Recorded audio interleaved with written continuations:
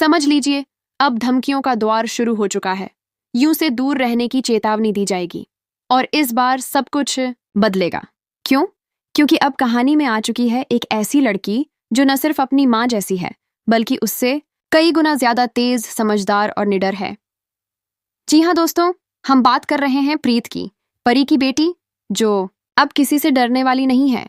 आने वाला ट्रैक परिणीति में जबरदस्त ट्विस्ट से भरपूर है, जहां हम देखेंगे कि कैसे निशा, जो अब तक सबको अपनी मीठी बातों में फंसाकर खेल खेलती थी, इस बार खुद बुरी तरह फंसने वाली है।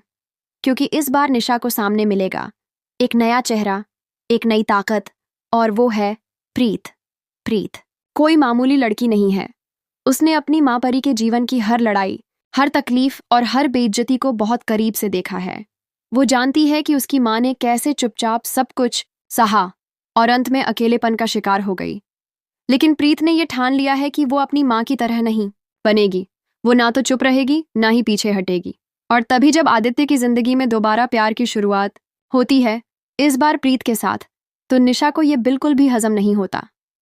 निशा सोचती है, एक साधारण सी लड़की जो देखने में भी खास नहीं, आदित्य को कैसे पसंद आ सकती है। उसे लगता है कि आदित्य सिर्फ उसी का है, और इस सोच में वो भूल जाती है कि अब सामने परी की बेटी खड़ी है। इस गुस्से में वह अपनी माँ नीति से जाकर शिकायत करती है। वो रोती है, चिल्लाती है, कहती है कि उसे इंसाफ चाहिए। नीति भी गुस्से में आ जाती है, लेकिन जब उसकी आंखों के सामने आती है प्रीत, बिल्कुल परी की छवि, तो उसके तो होश उड़ जाते हैं। उसे विश्वास नहीं होता कि उसकी पुरानी दुश्मन परी की बेटी इतनी हिम्मती और खूबसूरत हो सकती है। लेकिन जैसे ही नीति अपने पुराने गुस्से में आकर परी के खिलाफ जहर उगलती है, प्रीत से यह बर्दाश्त नहीं होता, और वहीं पर होता है एक बड़ा धमाका। प्रीत उठाकर निशा को जोरदार तमाचा मार देती है। सब चौंक जाते हैं। प्रीत का चेहरा गुस्से से लाल है, उसकी आंखों में आग है। वो साफ कह देती है, मेरी माँ के बारे में एक शब्द और बोला तो अगली बार सिर्फ थप्पड़ नहीं पड़ेगा। ये पल सिर्फ तमाचा नहीं था, ये एक ऐलान था कि अब प्रीत किसी के भी झूठ और दिखावे को नहीं झेलेगी। अब वो हर किसी को जवाब देना जानती है। यह देखकर आदित्य भी दंग रह जाता है, लेकिन उसके मन में अब और भी ज्यादा इज्जत है प्रीत के लिए, क्योंकि वो जानता है कि जैसे उसकी माँ परी एक सच्ची, नेक और मजबूत महिला थी, वैसे ही उसकी बेटी प्रीत भी है।